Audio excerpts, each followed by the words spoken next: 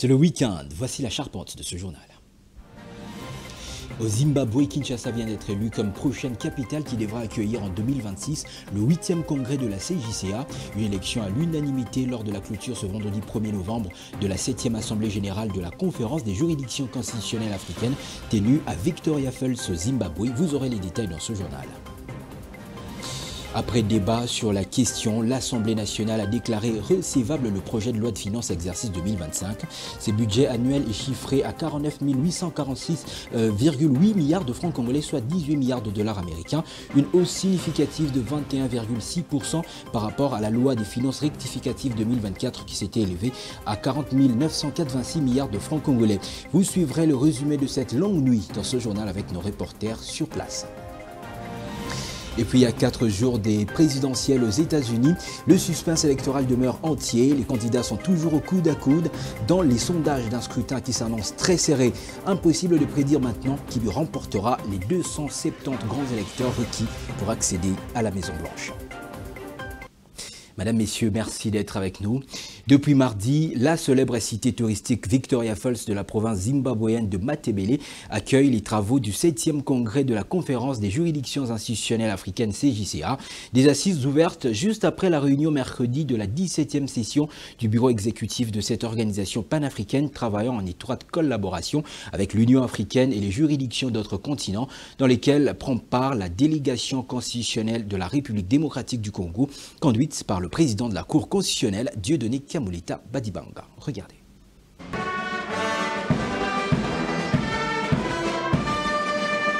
C'est le vice-président de la République du Zimbabwe, Dr Chwenga, qui a ouvert les travaux de ces congrès sous les chapiteaux de l'Elephant Hills Hotel en présence de presque tous les présidents des juridictions constitutionnelles de pays africains, dont les Congolais Dieudonné Kamuleta Badibanga, et de plusieurs personnalités de l'Union africaine et celles d'autres continents.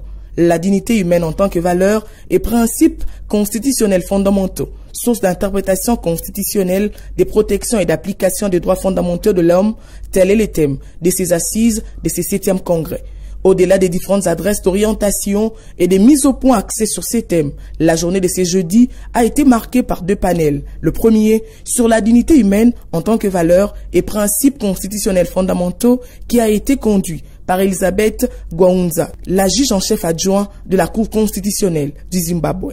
Le second panel, consacré à la dignité humaine en tant que droit et liberté fondamentaux de l'homme, a connu la direction du président de la Cour constitutionnelle de la RDC, Dieudonné Kamuleta Badibanga. Avec dextérité, il a coordonné les différentes interventions, celles de la présidente du tribunal constitutionnel de l'Angola, du président de la Cour constitutionnelle de Turquie, du président de la Cour suprême et constitutionnelle d'Éthiopie, des membres du Conseil constitutionnel du Cameroun et enfin celle du président du Conseil constitutionnel de la République centrafricaine. Ce vendredi, le président de la Cour constitutionnelle de la RDC a pris la parole pour entretenir ses homologues africains et ceux venus d'autres continents sous le sous-thème intitulé « La dignité humaine comme source d'interprétation constitutionnelle ». Il s'agit là d'une intervention scientifique par laquelle Dieudonné Kamuleta a mis en évidence le travail abattu par la Cour constitutionnelle dans la protection de la dignité humaine. Toutes ces interventions sont suivies d'un débat houlé qui se tient, il faut le souligner, loin de politique. As a fundamental human right, to help us moderate that particular... Bonne nouvelle, la République démocratique du Congo est élue présidente de la CJCA 2026 pour un mandat de 2 années. C'est au cours des travaux du 7e congrès de la Conférence des juridictions constitutionnelles africaines CJCA qui se tiennent à Victoria Falls au Zimbabwe. La tenue de la 7e Assemblée générale de cette organisation judiciaire internationale présidée par le sortant Mohamed Amin Ben Abdallah, président de la Cour constitutionnelle du Royaume du Maroc, a sanctionné ces assises arrivées à leur dernier jour ce vendredi 1er novembre 2024. Reportage. La bonne nouvelle pour le pays de Félix Tshisekedi à travers le président de sa Cour constitutionnelle cet après-midi, c'est le choix porté à l'unanimité sur la RDC comme pays hôte du 8e congrès de la CJCA en 2026. Une élection massive très saluée par le chef de toutes les juridictions constitutionnelles d'Afrique.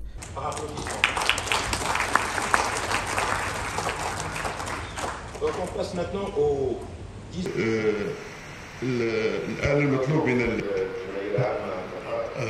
Nous remercions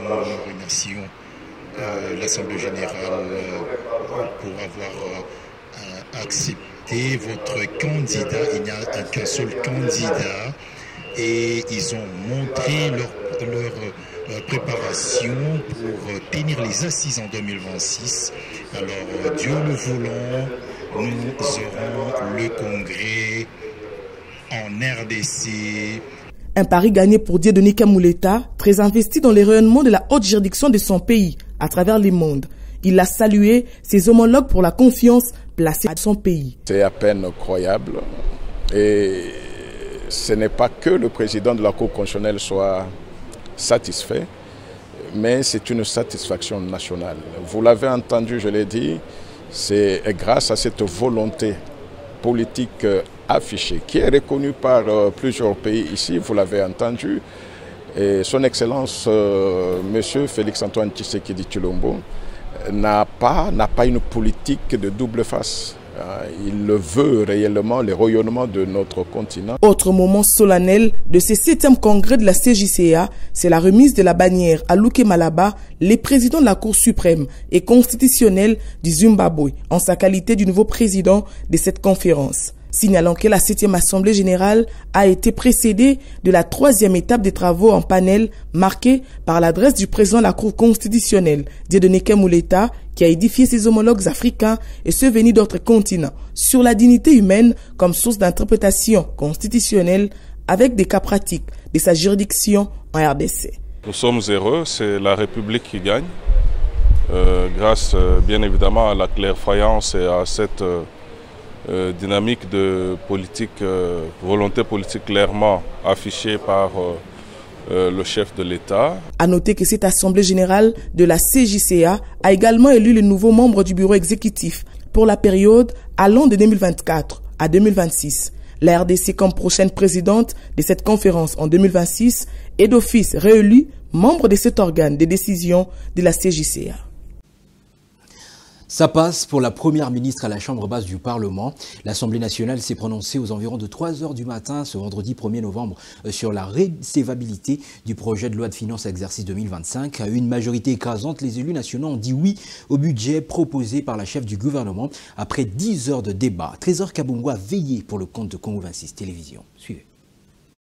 Elle a fait preuve d'une endurance hors pair. Arrivée jeudi à 13 h, la première ministre a quitté l'hémicycle de Lingouala vendredi à 3 h du matin avec en poche le oui de l'Assemblée nationale sur le projet de loi des finances exercice 2025. Après 10 heures de débats, Judith Souminois, qui avait pourtant la possibilité de venir répondre en délai en 48 heures, a décidé de rencontrer les préoccupations des élus, séance tenante, au terme d'une pause de 45 minutes.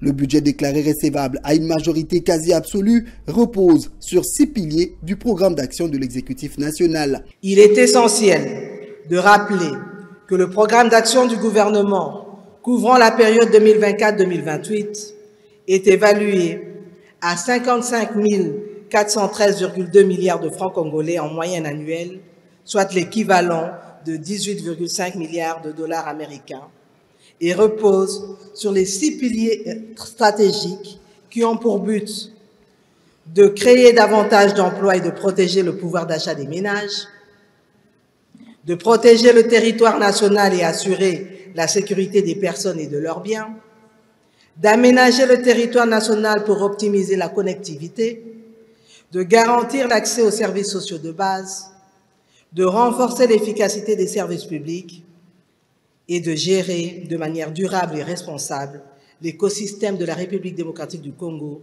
face aux enjeux des changements climatiques. Sur le plan budgétaire, la trajectoire pour la mise en œuvre de ce programme est définie dans le cadre budgétaire à moyen terme 2025-2027, qui fixe les grandes lignes des dépenses projetées et la trajectoire des ressources susceptibles d'être mobilisées au cours des 3 prochaines années. La loi des finances 2025 se chiffre à environ 18 milliards de dollars américains, soit une hausse significative de 21,6% par rapport au budget 2024. Le texte a été envoyé à la commission ECOFIN pour toilettage. Après l'adoption par l'Assemblée nationale du projet de loi de finances exercice 2025, les plaidoyers des députés nationaux sont partis dans tous les sens. Si certains ont plaidé pour une rationalisation des investissements, une frange non négligeable d'élus s'est apaisantie sur le volet transport dans tous les aspects avec l'achat de bateaux ou encore sur le PDL 145 territoire. Écoutons-les. Si nous regardons les investissements qu'on peut considérer des productifs, c'est vraiment à une proportion très limitée. Alors que nous avons besoin de soutenir notre croissance, nous avons besoin à ce que notre pays se développe. Donc il faudrait qu'on pense à comment est-ce que nous devons investir et dans quel secteur investir pour que nous ayons les retours sur l'investissement. Je parlais de ça, j'ai fait un plaidoyer dans le sens de la création d'une structure qui raffine le pétrole. J'ai parlé aussi du secteur des transports avec les aérodromes à construire et ou à réhabiliter, tout en plaidant pour l'aéroport de Mouchi. J'ai aussi parlé des bateaux, de l'acquisition des bateaux pour résoudre les problèmes de naufrage, en lieu et place des affectations faites, des allocations faites par rapport aux milliards affectés, par exemple, pour l'achat des vaccins contre la rage canine. Par exemple, des affectations faites pour les balisages d'une rivière dans le Maïndoum. Alors, j'ai considéré qu'entre balisage d'une rivière et l'acquisition de bateaux, la logique serait que l'on puisse acquérir des bateaux pour résoudre les problèmes de naufrage. Nous voulons également qu'il y ait des innovations, qu'il y ait la matérialisation de ce qui ne s'est jamais passé. J'ai relevé la Caisse nationale de péréquation. Depuis qu'elle a été créée, elle n'a jamais été opérationnelle. Nous avons foi qu'avec Judith Souminoa à la tête du gouvernement, cette caisse sera opérationnelle. Nous avons également relevé le fait que les PDL 145 territoires, qui a pourtant été bien conçu, a souffert dans sa mise en œuvre. Parce que jusqu'à aujourd'hui, c'est peut-être 7% par ici, 20% par là, 15% d'autre côté.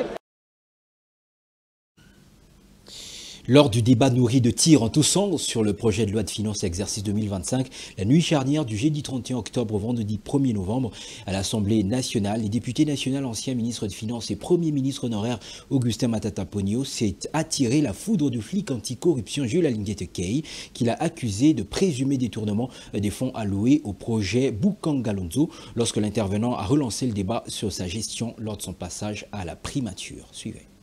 Prenant la parole lors du débat sur le budget 2025, les députés et ancien Premier ministre Augustin Matata Ponyo est revenu, comme dans la plupart de ses récentes interventions publiques, sur les accusations portées contre lui dans l'affaire du parc agroalimentaire de Bukanga-Lonzo, où selon lui, il n'a jamais été notifié du résultat des enquêtes menées. Nous disons, je suis le seul Premier ministre jusqu'à présent qui ait écrit une lettre à l'inspecteur général des finances, qui est de l'opposition, pour qu'on puisse enquêter sur toute ma gestion de 7 ans comme directeur général du BCECO, de 26 mois comme ministre des Finances et de 4 ans et 9 mois comme Premier ministre. Je n'ai jamais eu un document qui est venu pour dire que j'ai détourné de l'argent. Et vous le savez, le dossier Bukanga-Lonzo, c'est un dossier politique parce qu'il n'y a eu aucun détournement. Indexé lors de cette intervention, Jules Alinguette n'a pas attendu pour monter au créneau. Dans un tweet sur son compte X, le numéro 1 de l'inspection générale de finances a répliqué coup sur coup. J'ai suivi avec étonnement l'intervention de l'honorable Matata Ponyo à l'Assemblée nationale ce 31 octobre 2024, lors de la plénière consacrée à l'examen et à l'adoption de la loi de finances 2025, quand il a affirmé qu'il n'avait jamais été au courant des conclusions de sa gestion à la tête du gouvernement. Je me fais le devoir de lui rappeler que, selon le rapport de l'inspection générale de finances, il est l'auteur présumé des malversations financières des 208 millions de dollars des fonds publics destinés au projet Bukanga-Lonzo. Un dossier politique parce qu'il n'y a eu aucun détournement. Mais si les dossiers... Tout prête à croire que ce duel Matata-Alinguette est encore loin de finir. Mais qui pour répondre avec précision à la question pendante, qui des deux dit vrai? Au Sénat, s'inquiétant de leur situation, les sénateurs honoraires de la 3e législature ont échangé jeudi avec le président du Sénat au cœur de leur discussion, le dossier concernant celui des assistants parlementaires de cette législature passée pour en trouver des solutions idoines à la satisfaction de tous. À l'issue de l'audience, le porte-parole de cette délégation, Denis Kambaï, convaincu de la portée de cet échange, dit rester serein pour la suite. Sous la conduite de notre président, un intérimaire du bureau sortant du Sénat, de la 3e législature, l'honorable Sangouma. Vous avez vu cette délégation sélectionnée qui a rencontré ce jour l'honorable président du Sénat, Samal Kondé, pour échanger sur des préoccupations de notre législature. Tout a été déjà dit dans la presse, mais aujourd'hui il était l'occasion que nous puissions échanger. D'abord, lui présenter officiellement des civilités de sénateurs sortants sous la conduite du président du bureau sortant, et aussi parler des questions qui nous concernent, que nous ne pouvons pas commencer à faire maintenant la publicité sur la place publique. C'est que nous pouvons dire à tous les collègues qui nous suivent maintenant que tout va bien, tout est sous les rails, et aussi la problématique de nos assistants parlementaires, nous avons également échangé. Voilà les 2 questions du jour, les dossiers des sénateurs sortants de la 3e législature et aussi les dossiers de nos assistants. Tout est entre les bonnes mains, donc tout le monde peut se tranquilliser et nous regardons dans la même direction et dans les jours qui viennent, nous allons échanger sur d'autres questions d'actualité. À l'Assemblée provinciale de Kinshasa, 6 premiers suppléants peuvent siéger comme députés provinciaux. Leurs pouvoirs ont été validés lors de la plénière ce vendredi 1er novembre 2024. Ils remplacent ceux des élus ayant opté pour d'autres fonctions. Rebecca Kalonda et Patrick Kabea ont assisté à cette cérémonie.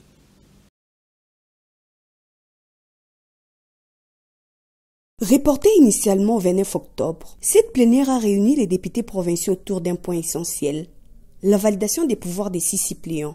Après lecture et adoption du rapport de la Commission politique administrative et judiciaire, PAJ, le président de l'Assemblée provinciale de Kinshasa, Lévin Bouta, a officiellement proclamé la liste de nouveaux députés provinciaux qui siégeront dès aujourd'hui au sein de l'organe délibérant. Voici les 5 suppléants qui sont validés aujourd'hui. Le 6e est absent, nous connaissons son cas. Par voie de conséquence, je le proclame député provinciaux de la ville-province de Kinshasa au Sénat sous convocation. Le nouveau député, rempli de joie et de détermination, ont pris la parole pour exprimer leur enthousiasme, tout en affirmant leur engagement envers le défi et responsabilité qui les attendent pour représenter les intérêts des Kinois. C'est une lourde charge tout d'abord, mais vu que tout le problème ayant trait de la province a été créé toujours par les humains que nous sommes, nous avons intérêt de travailler fort, parce que la ville-province de Kinshasa a des défis à relever. Tous nous le savons dans plusieurs secteurs. Nous avons 2 plus grands problèmes, sécuritaires et environnementaux. Sur ces 2 problèmes sociaux, notre signal sera un signal fort au niveau de la province. Ces suppléants remplacent les députés ayant opté pour d'autres fonctions. Cependant, la validation du mandat de Sévérine Moliba, prévue ces jours, a été reportée. Le président Lévin Bouta a suspendu la séance pour permettre l'achèvement de son dossier. Une fois finalisé, l'Assemblée provinciale comptera alors ses 48 députés provinciaux au complet. À l'ordre du jour étant épuisé, la séance est levée. Clôture des travaux de la session ordinaire de l'Union de conseils de chargeurs africains UCCA, organisée par l'Office de gestion du fret multimodal OGIFREM sous le patronage du président de la République, chef de l'État Félix-Antoine Tshisekedi Tshilombo, jeudi 31 octobre à l'hôtel du Fleuve. La cérémonie a été présidée par la présidente en exercice de cette organisation, la sénégalaise Ndeye Roka Thiam. Donel Mbouindaya.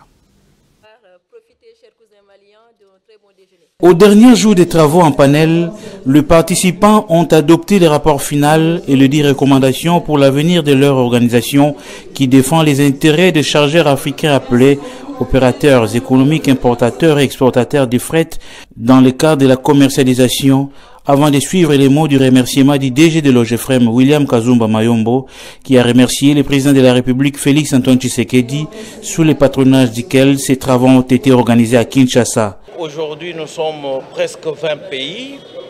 Nous voulons que demain, cette union puisse regrouper tous les pays africains, du nord, du sud et de l'ouest comme du centre, pour que, comme un seul homme, nous puissions nous lever et affronter avec la même vision, avec la même énergie, avec la même ambition, les défis et les maux qui retardent le développement de l'Afrique. Cette journée de clôture a été consacrée à une visite guidée des chefs de délégation des pays membres venus à Kinshasa, à la zone économique spéciale située dans la commune de Maluku, à l'est de Kinshasa, capitale de la RDC, où ils ont apprécié la production locale. C'est à Brazzaville, capitale de la République du Congo, que se tiendront les prochaines assises de l'Union des conseils des chargeurs africains UCCA en sigle au mois de juillet 2025. La journée s'est clôturée par un dîner offert par le directeur général de l'OGEFREM à ses visiteurs dans la soirée à l'espace Kemesha dans la commune de la Gombe.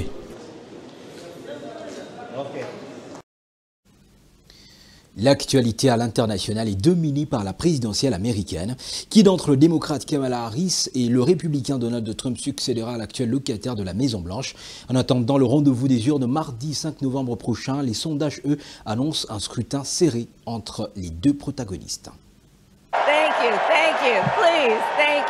Prévu le 5 novembre, la présidentielle américaine s'annonce comme l'une des plus incertaines de l'histoire des États-Unis. À l'échelle nationale, les sondages sont extrêmement serrés. La candidate démocrate Kamala Harris, actuelle vice-présidente de l'administration Biden, ayant bénéficié du soutien des grands noms de la scène politique américaine et de son parti, comme les couples Clinton et Obama, présente un léger avantage d'intention de vote à l'échelle nationale sur son adversaire républicain Donald Trump. Mais compte tenu du mode de scrutin, cela ne signifie pas grand-chose. Pour arriver à la tête des États-Unis, il faut gagner au moins 270 grands électeurs. Et ces grands électeurs se remportent en gagnant les votes dans chaque État clé. C'est donc dans les États les plus indécis que se joue cette présidentielle 2024. Dans l'autre sens, le baron de l'immobilier Donald Trump, lui, présente un léger avantage dans ces États dits swing states, qui voient en lui un candidat dynamique est parti pour remporter déjà 3 d'entre eux. Cette configuration atteste combien il est difficile, même pour les sondages, de prédire exactement les scénarios de la prochaine présidentielle. Les États-Unis d'Amérique sont un pays très divisé politiquement, avec des États qui votent traditionnellement, très majoritairement pour les démocrates, comme la Californie ou les Maryland, et d'autres qui votent traditionnellement, majoritairement, pour les républicains, comme les Montana ou les États du Midwest. Cependant, ce 5 novembre, qui vivra, verra.